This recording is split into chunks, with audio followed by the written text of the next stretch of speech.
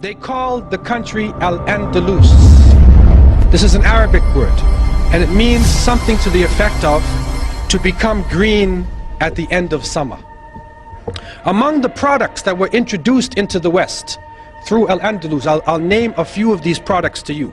Cotton, paper, glass mirrors, street lamps, salt, colored glass, silk, satin, pepper, cinnamon, handkerchiefs, deodorant, kerosene, linen, firearms, cotton balls, paper money, postage stamps, book binding, clocks, ceramic tiles, nitric acid, soap, astrolabes, compasses for navigation, slide rules, rulers, surgical instruments, windmills, spinning wheels, rose water, maps, globes, citrus and nectar fruits, carpets, eyeglasses, curtains, test tubes, porcelain, fine furs, velvet, almanacs, and encyclopedias. So you can see right away that some of the contributions that they have made, that's a legacy in itself. Because we are benefiting from this, and I can go on with the different aspects of culture that the Muslims developed in that part of the world and other parts of the Muslim world, and they made it in such a way that it was usable for Western society, and it helped Europe to come out of the Dark Ages. Things had really fallen and Europe was not central to the world anymore. But while the non-Muslim historians refer to the Dark Ages of Europe, just in Western Europe you had this amazing state of Andalus, of Muslim Spain, and out of there you had cities like Cordoba, and Cordoba at that time was the largest city in the world. It was a city of 1 million people plus. If you look at the street of Cordoba, it was completely lit up. There were street lights, which was unknown in Europe. They had public baths, they had libraries, they had universities.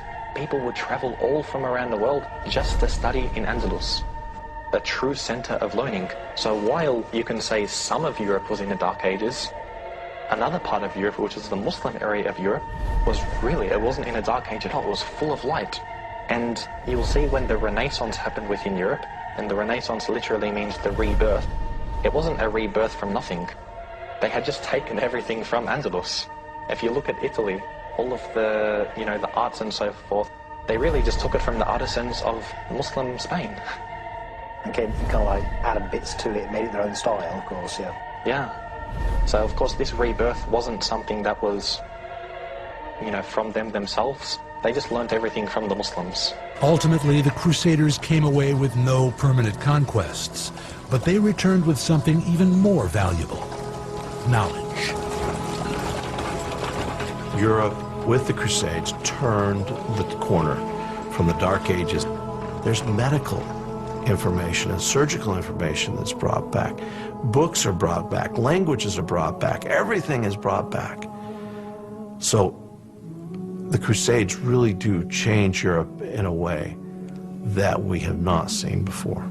Europe was on the verge of one of the most productive and creative periods of its entire history. Things like the great Gothic cathedrals, the universities, the law courts and legal systems, all of those were created. So following this long period of darkness, there came a tremendous explosion of really brilliant cultural achievements. The Renaissance is back in, the lights are on, and everything is good. What happened between the year 700, to 1500? What happened in that time? Was the Dark Ages? It was the golden age of Islam. And I want to just talk about some of the contributions that were made by Muslims. And this can get very complicated. In mathematics, some of the achievements made, they began algebra and symbols and equations. Developed Arabic numerals, Sifr, 0, Arabic numeral system. They established a logarithm. They founded the general formula for solving third-degree equations. They founded trigonomic ratios, formulas, and equations. And you can continue to go on, and you'll see calculus and trigonometry and all of these areas of math have a debt to Islam. In physics, they established the science of power, or mechanics. they describe the center of gravity. They describe gravity.